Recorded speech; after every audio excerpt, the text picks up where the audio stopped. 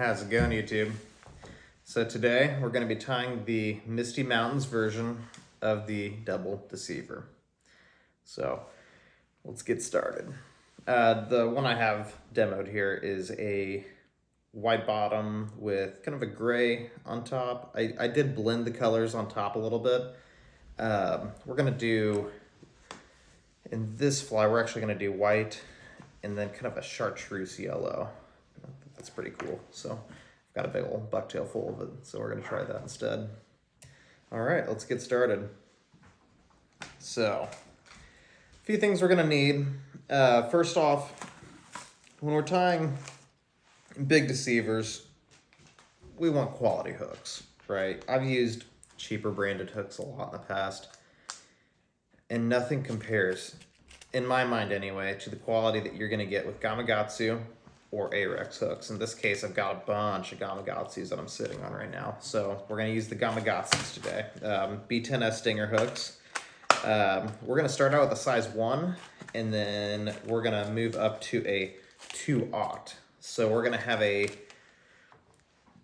pretty big front section with a pretty quickly tapered short section. And the reason why I'm doing that is for a kind of a bluegill-y kind of silhouette, but not necessarily bluegill colors. But where I'm going to be fishing this particular fly, we're going to have a lot of bluegill. So I wanted something bright with the right silhouette. It's not always the colors that you're needing to focus on. It's the size, the silhouette, the taper. You know, these fish are looking for what they're used to seeing, right?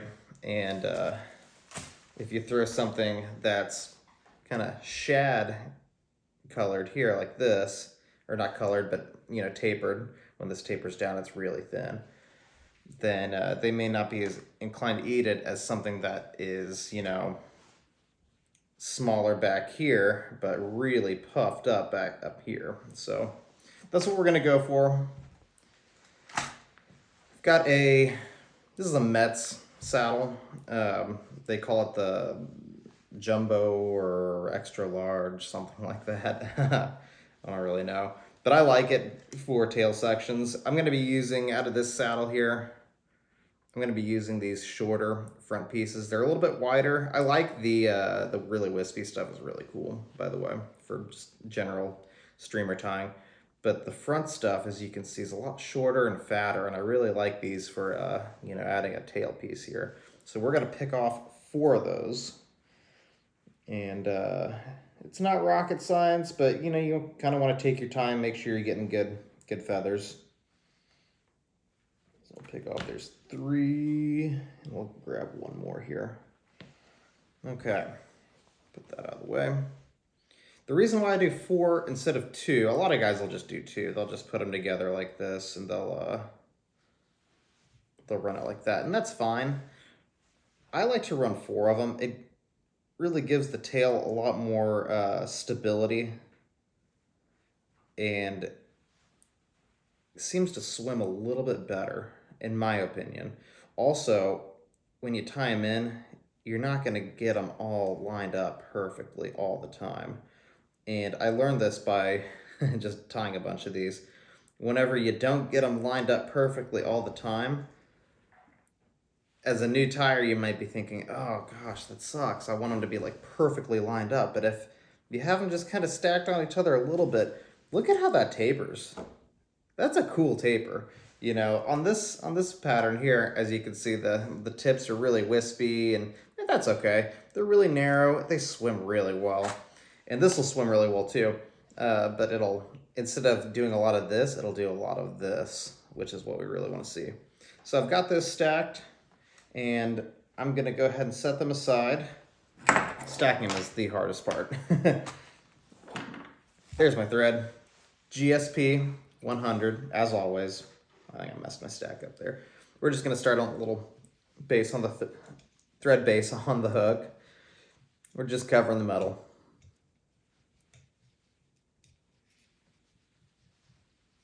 As I've detailed in my previous videos, if you have this little tag end, GSP's a pain to cut, so I just wrap over it. And then I'm gonna work my thread all the way up to about there, a couple millimeters shy of the eye of the hook. And you'll see why I do that later in the video. I need some working room up there for when we're tying in deer here. And that gives me the working room I need. So we're kind of just stacking these up again, making sure they're laying the way I want them to. Pretty cool taper, I think. We'll come back here. If you have a little bit of this marabou stuff kind of poking through, that's okay. We don't really worry about that too much. Pull your thread down, and we're gonna spin clockwise and just let it wind. Let it cord up really good. We're wanting to grab these feathers quick, and we're wanting to get tight on them quick. Okay.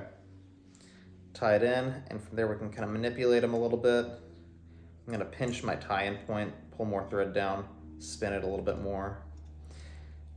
And I'm keeping tension on the thread pretty much this entire time except for when I'm spinning.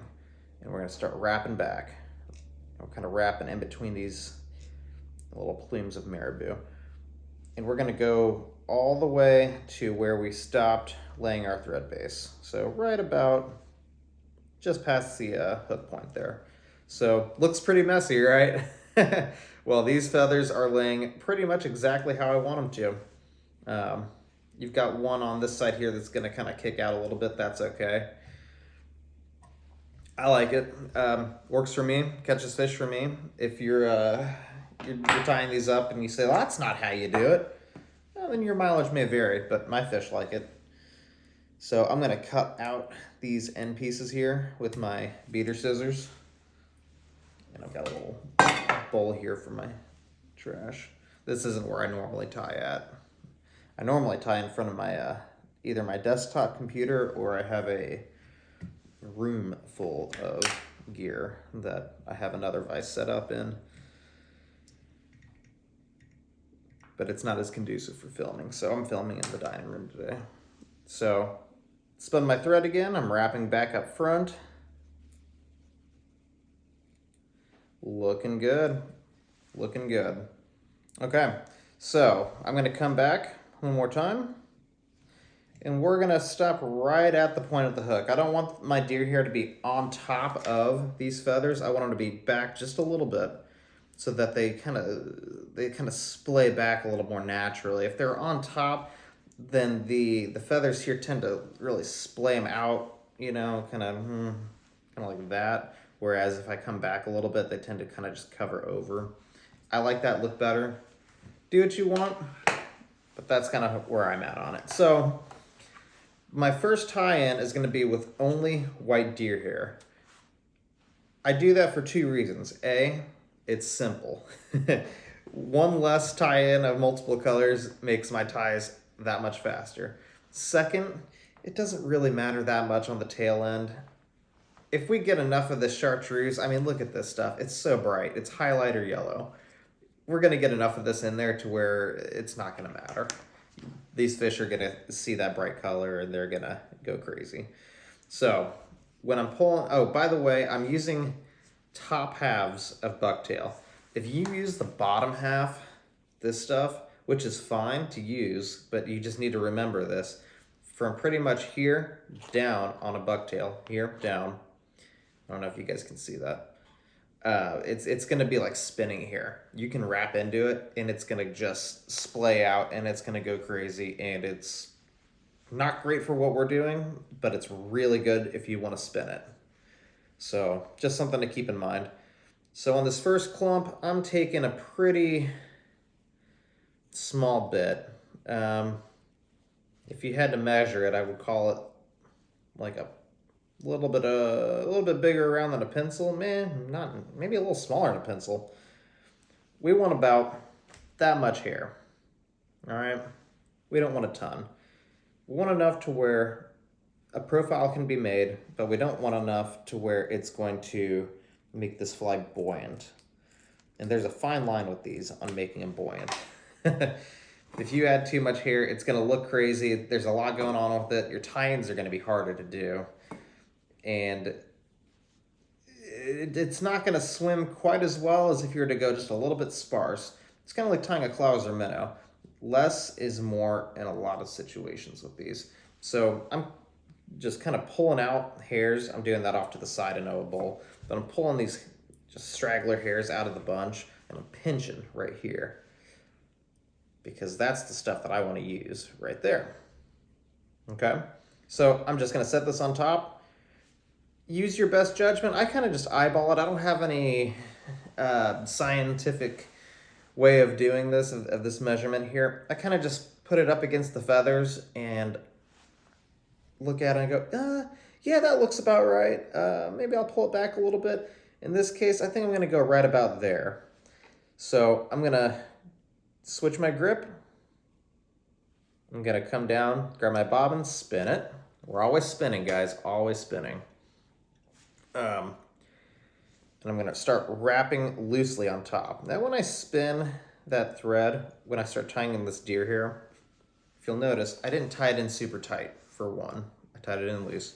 But on that particular tie-in, even though I'm spinning to grab it well, I'm not spinning it so much to where it's a freaking rope that it's going to cut into this deer here. So if I were to put a ton of tension on this and I roped it up really good, spun that thread really hard, it will cut the hair. So be careful of that. If you start cutting your hair, you know you've gone too hard with your thread tension and you may have corded it up a little too much. It's going to take trial and error, guys. Just kind of play with it, figure it out, buy a bunch of bucktails. That's what I do. I buy them in bulk and I play with them a lot. And I'm not a pro. I'm not Gunnar Berman or however you say it, Burmer, or I can't remember the guy's name. But if you go see his videos, he's a legend at bucktails. That guy knows his bucktails better than anybody out there, in my opinion. So go watch his videos if you want pro tips on bucktails. If you want to know how to tie this particular deceiver, keep watching. So I've got it tied in on top here. And what I'm going to do is I'm going to use my thumb and I'm going to push down on that clump of deer hair. And I'm just going to start working it around the hook shank. Right. And this really pays off if you have a rotational vise. If you're not using a rotary vise, it's going to be a little tricky, but it can be done. You just got to, look under and okay. So kind of just manipulating the hair. As you can see, I've kind of got a bald spot on top now. So I'm going to try and move some of it back up a little bit. And we just want uniformity with our hair. So I've got it right where I want. So what I'm going to do is I'm going to pinch my thread wraps. I'm going to pull some more thread out. And why I'm pinching here so that while I'm pulling my thread down, because I've got a lot of pressure on the bobbin itself, on the spool of thread. So I'm doing that to where the deer hair doesn't spin on me. I'm going to twist my thread up. And now I want it really corded. We've already got those thread wraps down there. So when I wrap over my thread wraps that are already there, it's not going to cut in as bad if it does. So we can kind of get away with that a little more. We're going to come in, we're going to do a fairly tight, a little bit tighter, and we're going to keep on increasing how much pressure we put on that thread. And each time I'm really cinching it down. They're really trying to seat those thread wraps. And you can see how this really just covers those feathers. It doesn't freak out and go straight up and down like the porous bottom sections of the bucktail will. Okay, I like it. I think it looks good. So I'm going to come in here with my scissors and I'm going to clip it off. Sweet. Come up here. And I could just cut all this off, but I'm not going to. I'm actually going to come in here at an angle and I'm just clipping off little bits. And why I do that is it kind of tapers the butt ends of the bucktail to where it makes it a little easier to tie in all the way. So I'll cord it up again. I'm always cording my thread, guys, always.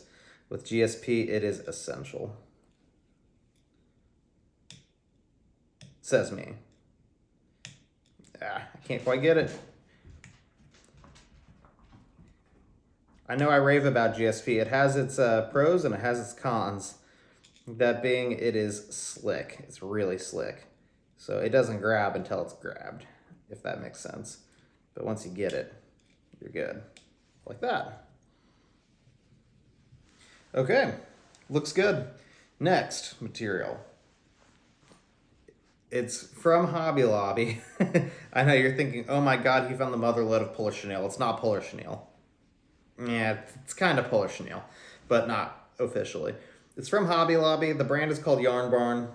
Go to Hobby Lobby, get you a spool of it in each color, and email the company and tell them to come out with every color in the color spectrum because we need them all. They only have a few select colors of this stuff right now, but I'm telling you, it is great budget polar chenille.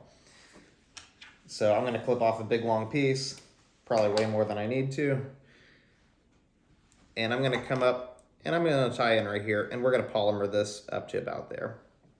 So cord my thread. Oop. It's want to be crazy. And we're going to start wrapping that in. Try not to wrap over the deer bucktail that you tied in, you know, just like don't come up over here. You'll know if you did. And we're gonna wrap forward right to where we cut our hackle ends off at. Throw in a couple half hitches. That was 3, not a couple. Get a rotary vise, guys. If you're gonna do any serious amount of tying, get a rotary vise. If you're gonna do any bigger streamer tying, get you a rotary vise. Use what you got for now, save up your money, and get a rotary vise with a cradle. And if you don't have one and you can't afford one, go on Marketplace. Go on Facebook, buy, sell, trade pages. Just shop for them. They're out there. I see them for sale all the time for way under retail. You just gotta look. But get you a rotary vise. Get a good quality one. Get a Renzetti, a Regal. Dynaking makes good ones. Spend the extra cash. You will thank yourself later if you're doing any sort of tying that involves a lot of wrapping of materials like this. I tied on a Walmart, I don't think it was from Walmart. It was actually from a fly shop, but it was a Walmart quality of vise. For 18 years, I've been tying for 20 years plus now. And I'm just putting tension on this while I talk, but for 18 years, I tied on a C-clamp vise that did not rotate, and it did not like to hold hooks very well for it being a vise. So I understand when people say, man, I can't afford a rotary vise, this and that, you know, I can barely afford materials and this and that. I'm like, yeah, I get it. I did it. I was there. But once I got one, I said, man, I should have gotten one of these years ago. So if you saw what I did there, I was just kind of wrapping through the material. To cinch it down, 4, 5, 6 wraps through there. Just enough to where you're confident it's not going to slip when you pull the material back. And then we're going to wrap over it again. You don't need to do this. I do this because I like the extra security of 2 tie-in points on it. But you don't need to do that. So, we've got all this material, right? We're going to give that a bit of a haircut. And I do this with all my deceivers that I use this polymer chenille on. I come in here and I give it about a 1/2 inch. That's about a 1/2 inch, right? You may have some stragglers. Try not to pull too much of your bucktail into these clumps that you're going to cut. Take your time. Do it right the first time. There you go. We'll come up over here.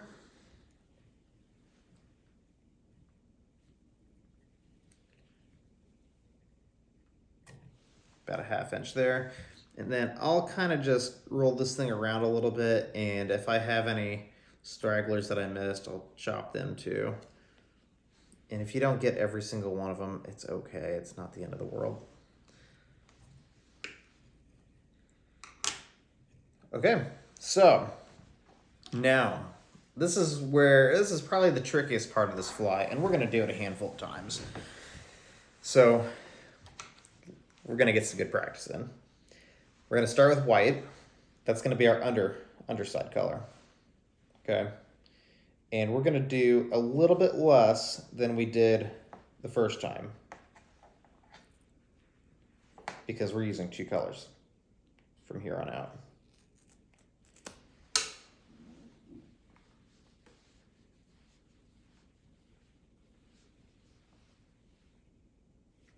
I might run that.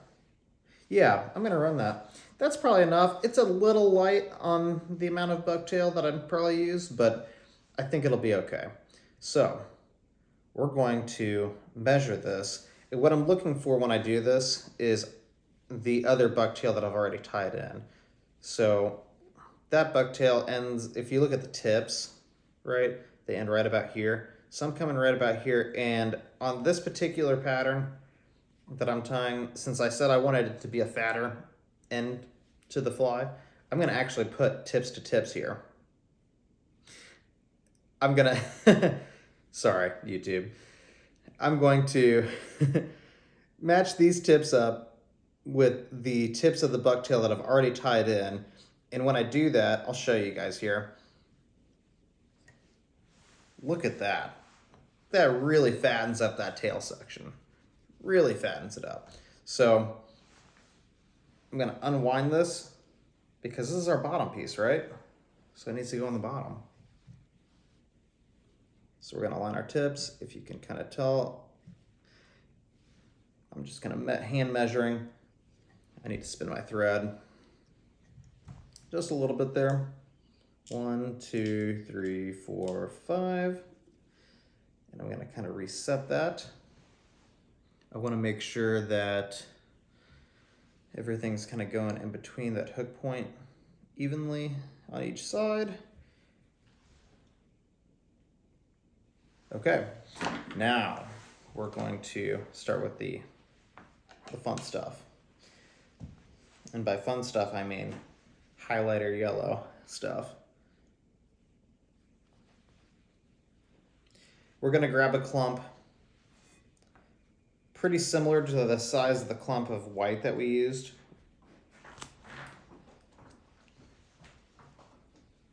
I'm gonna come over here and I'm just, as I did before, I'm pulling these out, these little straggler pieces here.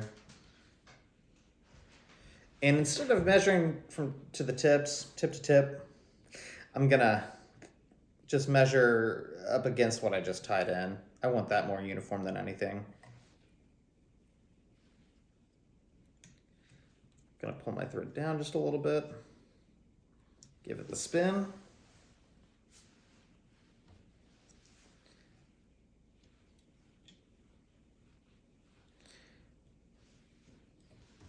Ta-da!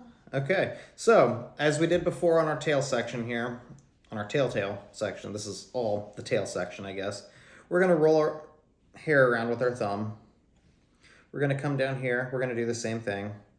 The white might be a little bit harder to manipulate at this point, and that's just because we've put double the amount of wraps on it already. But it will, if you did it right, if you didn't go too hard on your thread wraps, it will move for you. Take your time with this, guys. It doesn't happen right away. This isn't something that you lash in there and it's done. This is something that you look at it, you mess with it, you kind of come back and you go, yeah, but I want to do this with it a little bit more. And just, like I said, take your time. Take your time. You want this to look great. You're putting a lot of time into this fly, because I know I do. These take me forever to tie, which is why if you ever buy them from me, you'll know why I charge what I charge. They take a lot of time, they're material intensive, and if you're gonna do all that, you want it to look right the first time. So, just take your time. I think it looks pretty good. Notice I got a little bit of the darker stuff in there. Doesn't bother me a bit. I don't care. irrelevant. So chopped that off. Now, obviously it's covering up the eye of the hook, and I know that's gonna bother everybody that's watching this video. So what I do is I use my beater scissors to do that one big cut, and then I come in here with my fine tip scissors, Dr. Slicks, could get you some, and I clean up what's left.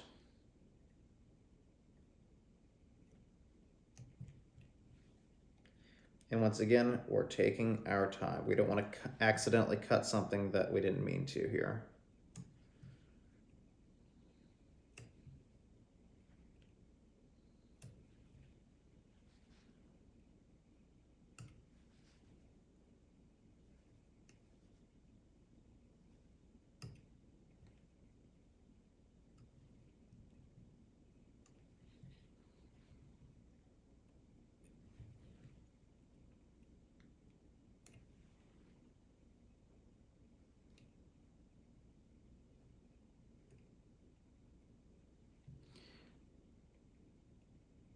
I've got one little bit that's really wanting to fight me.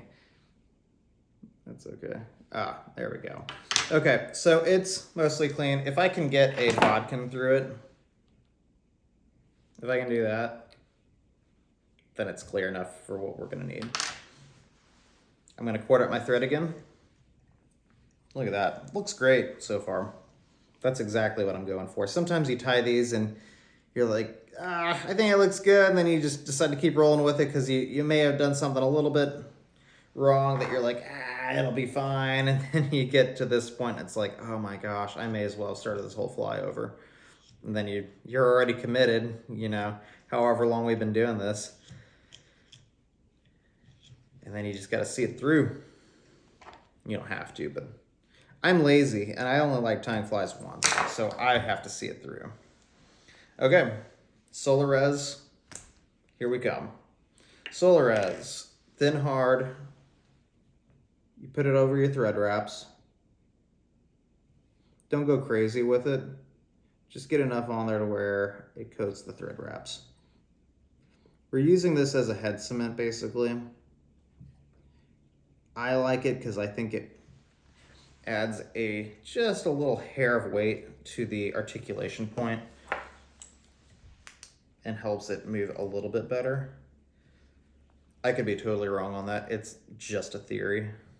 I don't know why I even thought that, but I've noticed that when I started doing this, the back hook seems to want to swing around just a little bit more than before, which is fine by me. And I always wonder if it's because of the amount of Solarez that I put there. Sorry, I gotta adjust my chair. Okay. So that's dry. We're gonna take this and we're gonna set it aside. And then we're gonna get out our other hook. Our other hook is another Gamakatsu B10S Stinger in size 2/0. It's a big old hook. But this is a big fish fly. We're not here to catch those 12-inch stalker rainbows, guys. You want to catch your stalker rainbows. I got videos on flies you want to tie, and they're, you know, size 16, but we're not going to play with that today. We're going to tie some big boy flies for the big boy fish.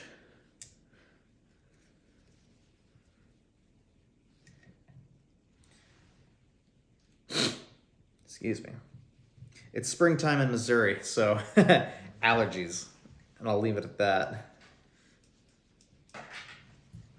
Uh-oh.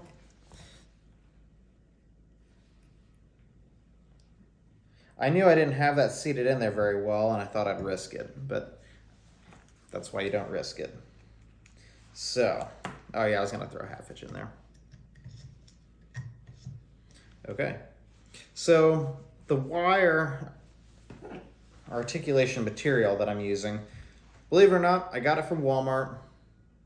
Cousin DIY. It is 0.45 millimeter silver beading wire, and it's coated, right?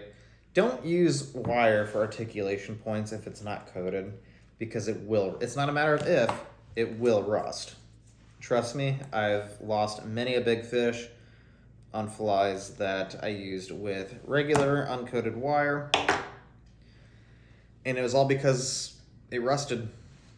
It sat in the fly box for a year, sometimes less, got a little bit wet, and then it rusted. I'm cording my thread up, and I'm wrapping. And I'm just kind of doing loose spiral wraps down the wire.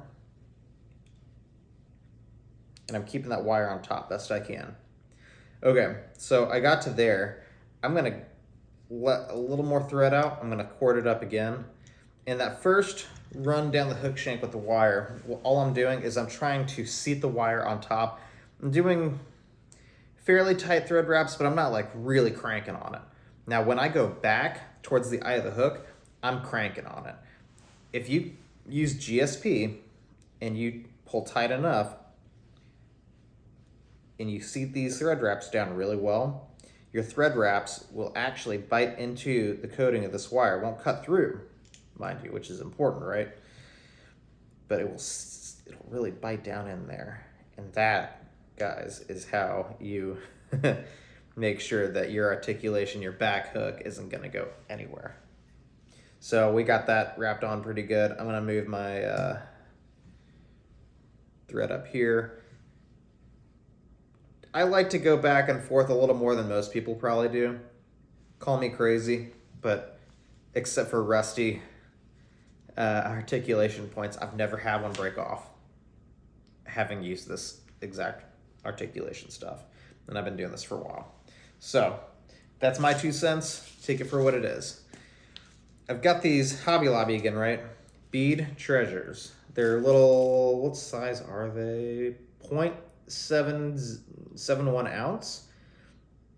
Mayuki 6/0 seed beads. Okay, there you go. There you have it. Hobby Lobby. Go get you some. I used to use 2 of these. I recently started using 3, and I like it a little bit more. It just adds a, that extra little bit of length. I really like it. But you can go 2, 3, you can go 4 if you want. Doesn't really matter too much. They're just beads. For this coloration, I normally I have some pearl white ones. I can't find them, so we're doing the pretty cool little olivey mottled looking ones. I really like this like coloration of beads. I've been thinking about doing like a stonefly or like a caddisfly kind of like casing with these. So if I do that in the future, I'll let you guys know. All right, had to find my fly, or back hook. So I put these 3 beads on. I'm gonna thread the wire through the eye of the hook. Then I'm gonna thread it back through these beads correctly. There we go. Got that. And I leave a little bit of space there, as you can see. I want to have a little bit of play there. And I'm gonna pinch that wire. I'm gonna spin my thread. And on this particular tie-in, I want it to grab into the wire coating first wrap, because I'm gonna come in here with my needle nose pliers and cut the wire. I don't want that wire moving on me. So I'm keeping the wire on top and I'm pulling down hard. I'm really cranking on this. And I'm just doing this first little bit, because having this here bothers me. Maybe it doesn't bother you, and if so, if that's the case for you, don't worry about it so much. But I don't like it being there, so I want to cut that as soon as I can. Cool. So then we're going to come through. I'm going to spin my thread again.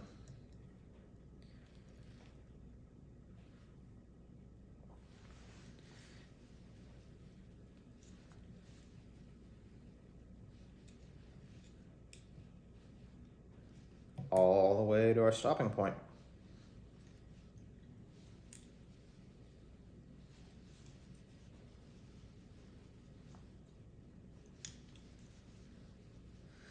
I'm sorry about the length of the video, guys.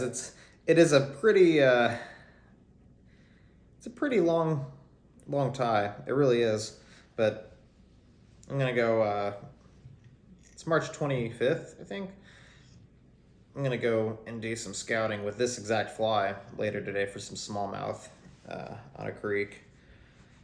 Let's see if it's gonna be a high water situation. So I want something big and gaudy looking. All right. Notice how I stopped? My wire kind of comes out right here.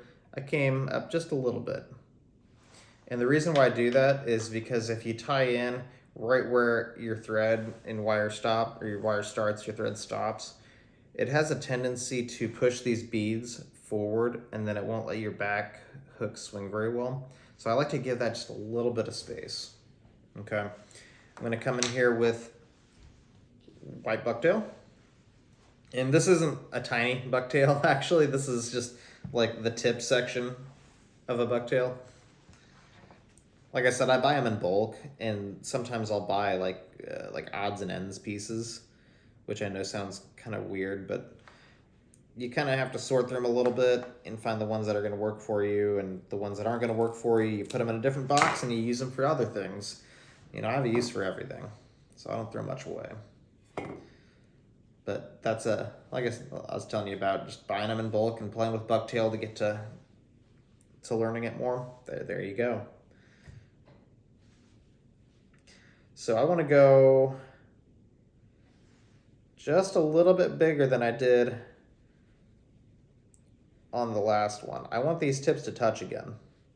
So we're gonna go right about there. And then we're going to rotate. We're gonna come in here and we're gonna spin our thread, guys. And I'm just kind of holding this where I want it. This is an awkward tie-in position.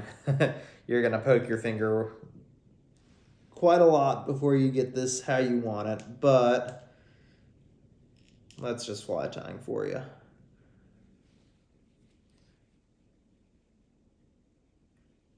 And we're wanting to take our time, guys. Take your time. Seat this, do it right. You'll thank yourself later when you're fishing it. I'm gonna rotate back over. We're gonna pinch our tying point, and we're gonna spin our thread. And while we're doing that, we're gonna get some more of the highlighter yellow.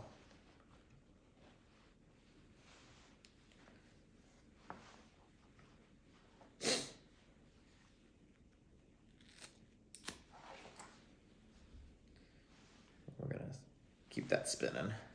May as well.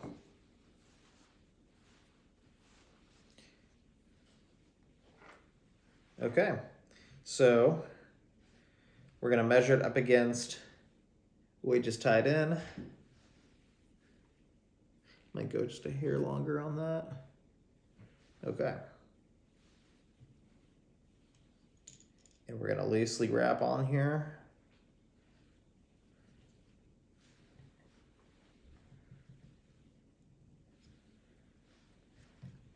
And now we're gonna use our fingers. We're gonna manipulate our bucktail.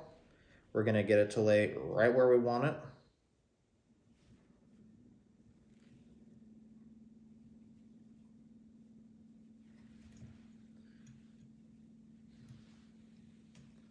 And we're gonna pull down. I'm gonna kind of inspect one more time. Yep, that's about how I want it. We're gonna wrap over that a few times, kind of just loose wraps, just laying down a thread base so that we can wrap tight on top of those looser wraps so we don't cut our bucktail.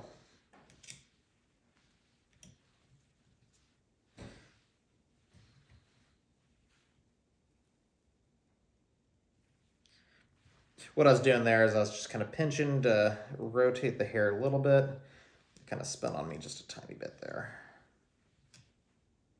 Okay, so I'm pretty happy with that. So we're gonna go ahead and cut off all of this excess stuff here. And we'll come back in and we'll cut at an angle. Be careful not to cut everything you want to actually have on there. And remember, we're doing this just so that it kind of tapers the end pieces so that we can tie them in nice and neat.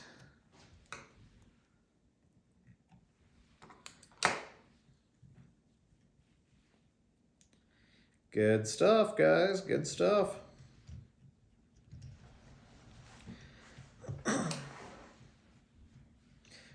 kind of getting our next material ready, which is more of that polar chenille.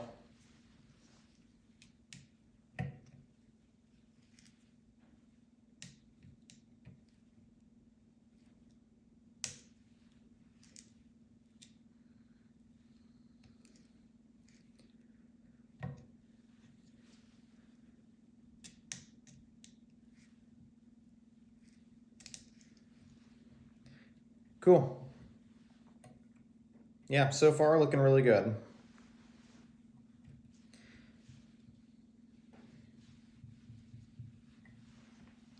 We're gonna take our polar chenille, our yarn barn. We're just gonna wrap that in.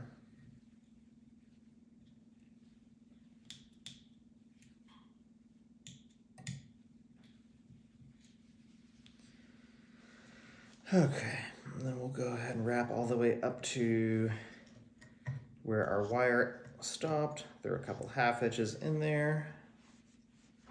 Work our thread up just a little bit. Put it in the cradle. Now, something that I didn't mention when I was doing this on the tail end was when we're wrapping this stuff, if you wrap over the top of itself, it's not gonna look good when you're done. Which is why you saw me, I wrap once and I stroke all these fibers back. I wrap again, stroke the fibers back. Wrap again, stroke the fibers back. You see guys on YouTube that they're just like, wah, and you can do that, but you're losing so much material doing that. And the whole point of this process is to build bulk in the center of the fly. And when you're wrapping it quickly and not really stroking your fibers back, you're wrapping on top of those fibers. When you wrap on top of the fibers, you're not adding bulk. So what are you even doing it for, right? Oop, kind of poked myself there.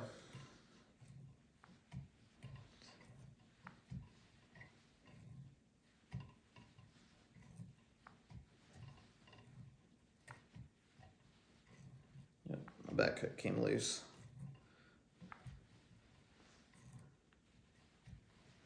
All right, pulling up on the polar chenille, yarn barn polar chenille. Move that back there. I'm gonna give it the old spin.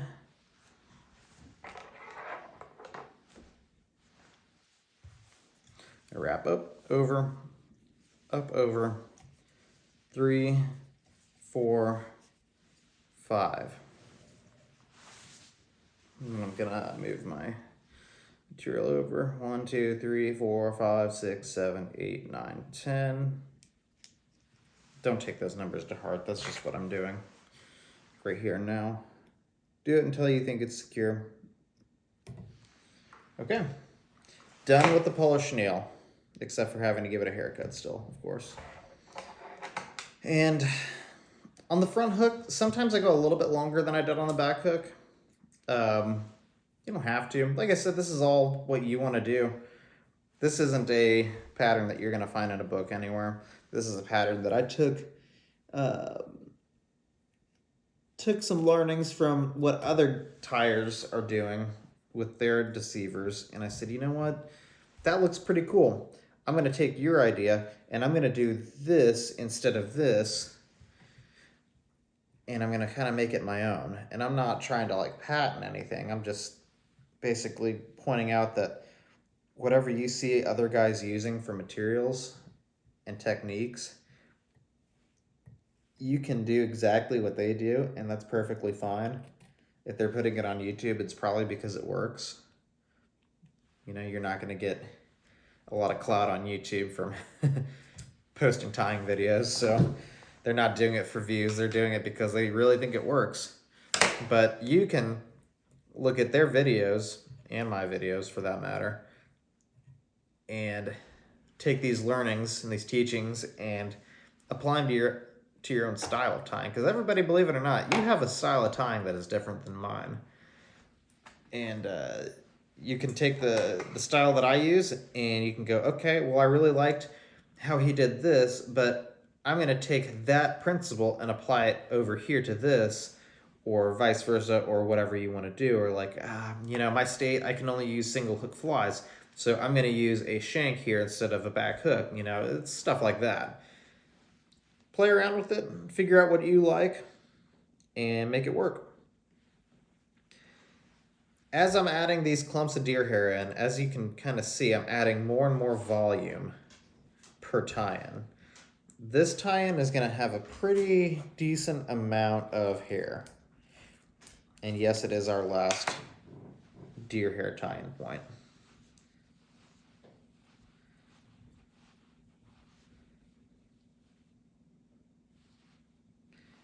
And I'm making sure I do a really good job of pulling these bulk extra short fibers out of the clump. That's really going to make a difference on this particular tie-in because we don't want to clog up the working area up here. I don't leave a lot of room here, and I do that sort of kind of on purpose so that I can kind of regulate myself. Otherwise, I'll just end up with a big old knobby head. So I'm measuring on top first, as you've been seeing me do, and I'm gonna go pretty much tip to tip again. I want this to be a really tall fly. I want it to be a bluegill silhouette, not a shad silhouette. So we're gonna go up here, and I'd say that looks pretty good. So we're gonna come around. We're gonna switch our grip. We're gonna spin our thread just a little bit. And you can reverse tie this in. You can do the reverse tie-in, bucktail tie-in technique for this, but I generally don't. Not for any particular reason. I just don't. You can, and it will work. It'll probably look really good. I just don't. I do it for other flies. Every once in a while, I will do a reverse tie-in on these. Today, I'm just going to show you how I normally do them. I will say a reverse tie-in on the pattern that I'm tying right now definitely wouldn't hurt things in the realm of trying to add height to this fly. So there is that to be said about it.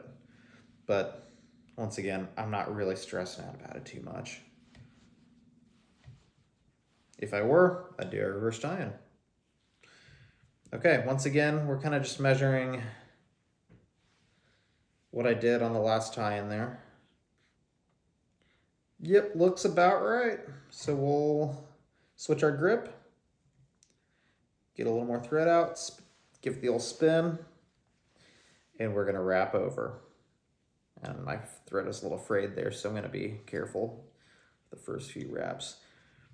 Okay, so this is the last one. We gotta make it count. We gotta make sure everything is really positioned where we want, right? So we're gonna come through and we're gonna use our thumb as we've been doing, and we're gonna manipulate that deer hair. We're just kind of pushing, prodding, putting it where we want it, letting it lay where I want it to lay. And then I'm gonna spin.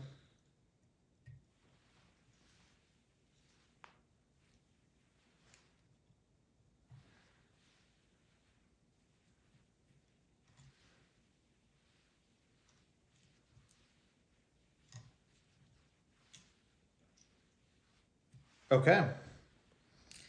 I like that. I like that a lot. We're gonna come in, we're gonna cut off all of our excess.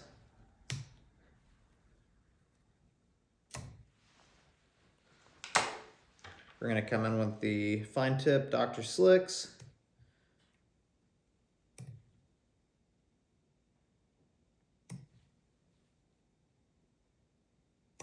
Whew. Big clump there. And we're gonna do our finer trim work. And what I mean by that is we're opening up the eye of the hook again.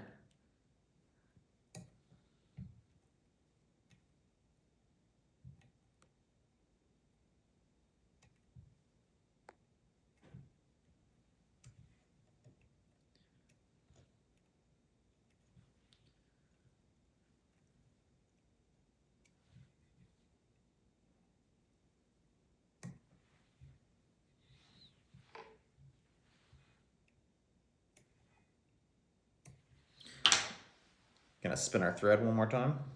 One more time. We're gonna spin it again, you know we are. And we're wrapping down on everything. We're covering it all. If you kind of wrap into the eye of the hook a little bit, that's okay. As long as you can get your tippet in there and it doesn't cut your tippet for whatever reason, which it shouldn't. If you're cutting your tippet with anything besides your nippers and you've already got a way bigger problem, then you're good. Awesome. I'm gonna go ahead and whip finish. The head looks a little rough, right? It's like, oh God, he didn't really get it that good. No, I did. It's tight on there. It's not going anywhere, I can promise. But we're gonna be doing some doctoring up with the eyes. Oh no. Okay, I'm gonna go show you guys something. I love Right Bobbin, the brand Right Bobbin. They're like $25 to like $50 bobbins. I love them.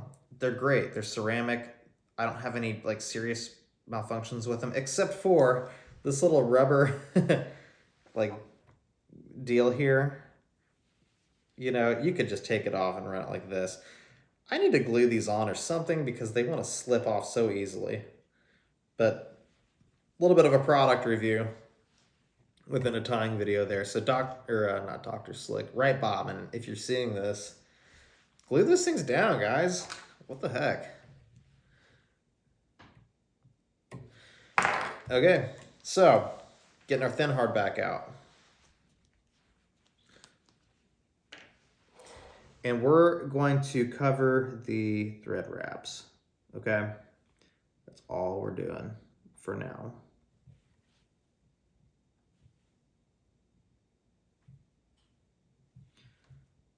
Perfect.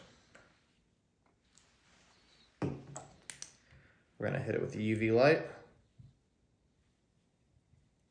Perfect. Now, the final step to this ridiculous fly that is going to catch us all kinds of fish is we need eyes.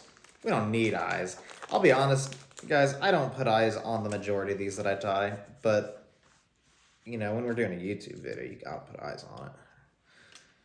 So I'm going to turn this to the side. Once again, rotary vise. 2 words, rotary vise. Guys, just get a rotary vise. And I'm going to make sure it's sitting right about where I want it to. And I'm going to put just a little bit in right over there. I'm going to hit it with the UV light. Okay, that's just positioning that eye right where I want it. I'm going to come to the other side. Going to get me another eye.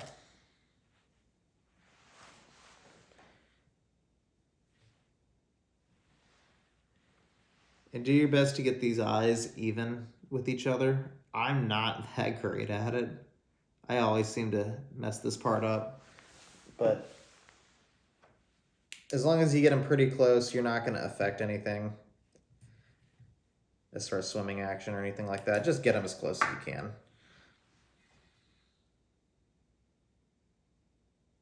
Okay, they're about as close as I'm going to be able to get them, I think. I don't know. This other one's kind of bothering me. Okay, we're going to mess with that other one just a little bit. Kind of goes back to what I was saying earlier. Guys, take your time. If you're going to do it right the first time. Because with this UV resin, it's not like you can go back and redo it. Now, I want these fibers to stay kicked up, so I'm not going to do this and then seal it because then they'll be laying like that, right? So we're going to just come in here, and I really like this smaller applicator nozzle deal because I can really get behind these eyes, get that resin in there. I'm going to coat the bucktail as well while I'm doing this. And this process is a lot of apply it, seal it. Apply it, seal it. I'm going to come to the bottom side here. We're gonna get behind the eyes. Man, Michael, that's a lot of UV resin. You know what? It is. It is. I know. I'm aware.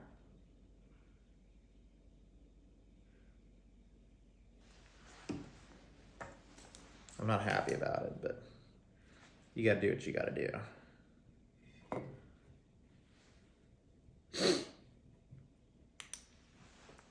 Okay. Then we're gonna come on to the back sides of the eyes, and we're gonna hit that part right where the eye kind of like connects to the bucktail. And then we're also gonna put a little blob on the eye itself, and we're gonna spread it around with the applicator. And the reason for doing that is if you've ever fished flies with UV heads before, they always seem to find a way to get up under these eyes and rip them off. So we're doing our due diligence to prevent that as best as we can. It's probably not enough. I've still had them do it after having done this, but at least you can say you tried. It doesn't happen very often, but it has happened. Crazier things have happened.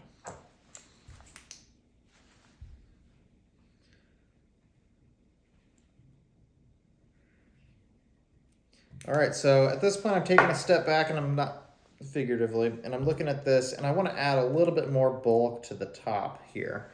So I'm going to show you guys a pretty cool technique. Man, those eyes. I warned you I wasn't going to get them very even, and I didn't, but it's fine. I'll try and even it up and distribute the weight a little bit with the resin at least.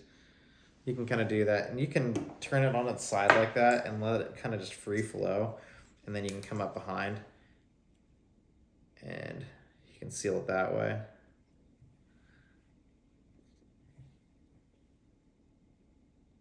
Cool, and I might add one little bit more on the bottom side too.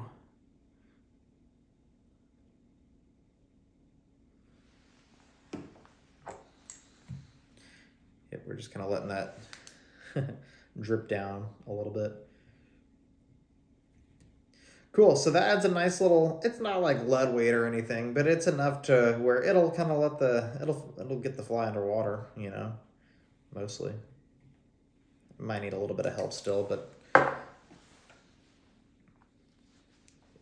these flies fish really well on like sinking lines anyway, so it's usually not the end of the world. There you go, guys. Measures out to, oh, it's a pretty short one actually. I usually tie these at around 6 inches. That one's, what, I'm not looking at the ruler, but 5, I'm gonna guess. Yeah, just a hair past 5 inches. So it's a little smaller than the some of them that I tie. You know, this one here, I believe that to be a 6-inch fly. Yeah, that's definitely a 6-inch fly. Sizes and everything. Remember, we're looking at profile, not color. From the beginning, I said I wanted this to be a more like tall, kind of bluegilly kind of silhouette rather than a slim, you know, herring shad kind of thing. So I think we nailed it, guys. If you have any questions, feel free to message me on YouTube. I've got a Facebook, Misty Mountains Guiding Service. I got an Instagram, Misty Mountains Guiding Service. You can find my information to contact me. I've got a website. Contact me if you have any questions about the fly we tied today, any other patterns you might be interested in, or any questions you have about any other videos that I've put out there in the past. If you ever in the Missouri area and you feel like doing some trout or smallmouth fishing, get a hold of me and I'll take you out. We'll get a trip set up. It'll be a good time. Thank you all for watching. I know it's a really long video, but it was a fun video to tie. I hope you guys get a lot of use out of this, and I hope to see some of these on Facebook and Instagram soon with some big fish wearing them as jewelry. Well, y'all take care and have a good one. Thank you for watching.